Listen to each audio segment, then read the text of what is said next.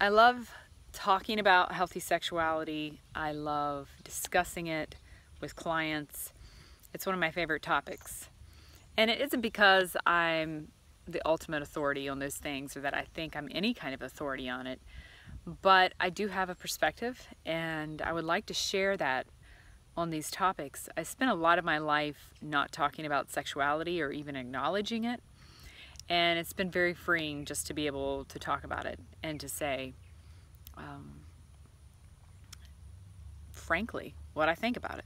So when clients approach me with questions about sexuality and they're trying to clarify where they want to go next, it just really gives me a lot of food for thought. And one of the questions that has really stopped me in my tracks recently is whether or not clients should be worried about having casual sex. In other words, they're concerned that it might derail their recovery, or it might just be switching to another compulsive sexual behavior other than pornography or chat rooms or whatever they're engaged in when they're engaging in their addictive behavior. So they're concerned about that aspect. And also, often they're seeking long-term committed relationships with true intimacy and connection, and they're wondering if that's going to interfere with that process. So I've been thinking about this a lot today, and this is a sensitive topic, I think, for many people, particularly when I share my background and say that I am a very conservative person when it comes to sexuality, or what people might consider conservative. So I want to share my views, and at the same time, I don't want you to automatically dismiss them. Maybe conservative is not a good term in our day and age. I think the whole conservative versus liberal obviously has been overused in a political context and a social context. And I don't mean conservative in that way. What I mean is I'm conservative about the decision-making process when it comes to sexuality. In other words, I don't believe in taking a lot of risk sexually. And, you know, for many people that seems very restrictive. That seems maybe too thought out or too pre-planned, or maybe it seems fearful.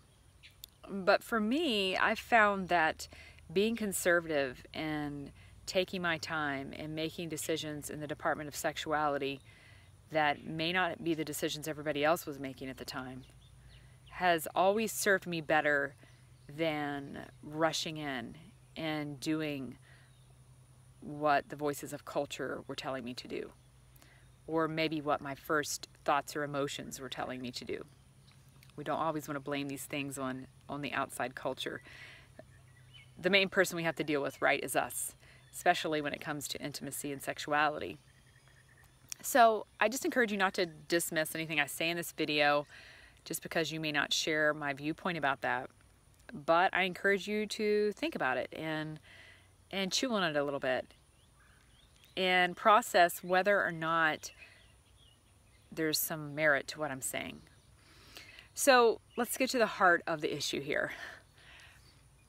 I think first and foremost, if you are thinking about engaging in casual sex because you, A, have physical needs that aren't being met in the sexual arena, and you have no prospects for a committed, intimate relationship in sight at this point, or B, you are really feeling like you have never experimented sexually or explored sexually, and you're at an age where you realize, if I don't do this, I'm not ever going to do it. C, you are considering it just because you feel free about it and you feel like nobody should be able to tell you not to have casual sex, and you want to have fun and enjoy the opportunities that come your way because life is short, and you don't want to live in fear and always be cowering in the corner and worrying about fitting some old-fashioned standard for sexuality and being lonely and alone and not experiencing the joy of engaging sexually with someone else. So there's a lot of different reasons for considering having casual sexual relationships, and a lot of different reasons people do those things. So I think it's important to identify your reasons. Why are you wanting to have casual sex?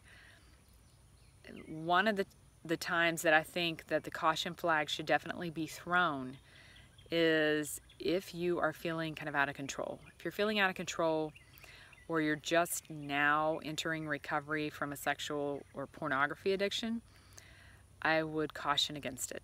I would caution against it because I think it can derail your recovery, and I think it can also throw you into maybe more risky behaviors than you've ever taken before if you haven't gone that route.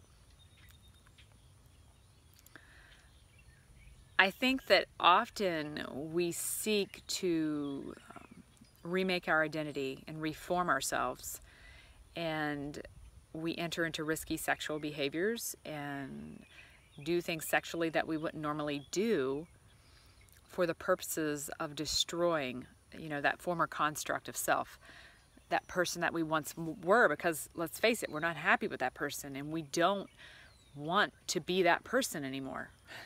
We don't want to continue to live in that space. And I definitely experienced that this past year, just feeling these urges and these calls to do things sexually that I wouldn't have ever considered in my adult life to this point. And when I say adult, I mean once I became mature and had children and got married, those kind of whims were behind me, so to speak. But they reemerged in my 40th year, and I really had to do a lot of soul searching and thinking about this. And it was a struggle. It was a struggle because my body was telling me and my mind was telling me I needed one thing, yet in my heart and my soul I knew that wasn't the answer. And I knew that I was in a loving, committed relationship that I wanted to continue in, and I did not want to destroy that or betray that in any way, so I didn't. But it was a struggle, and it was something that thankfully for me and my partner, me and my husband, it brought us closer together, I believe, and got us having more open discussions about sexuality and what that means and identity. And so I think my point is that if we're in a process of remaking ourselves and reforming a fragmented identity, that sexuality is not necessarily the answer. And I think it's probably one of the worst ways to kind of break down the former constructs that we had in place and reform who we are. And I say that because it involves other people. And it involves the very fabric of who we are, our ability to create life, our life-sustaining energy, which I believe is primarily sexual in nature. And I think it impacts our soul more than we realize. I look back over my life and I realize that any time that I've engaged in casual encounters, either kissing or in the sexual department, any type of intimate touch, I have left those with an emptiness inside. I have left those knowing that I wasn't really true to who I was. And I've shared this before, I believe, in other videos, but my first sexual type contact with a boy of my own age was something that I did because of peer pressure. I had my first kiss at 13, maybe I was 12 or 13, and I didn't even want to do that. And I left that experience knowing in my heart that that wasn't the right choice for me.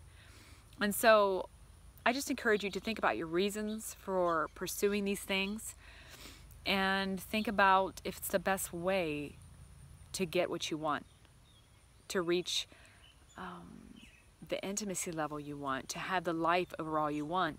I think we tend to think of our sexuality as something separate from us, but it is interwoven into who we are, and it absolutely has an impact. So think about what kind of life you want to live, what your values are. The way you're behaving sexually needs to line up with your values. I've experienced a lot of guilt and shame over the years because what I was doing did not line up with my values.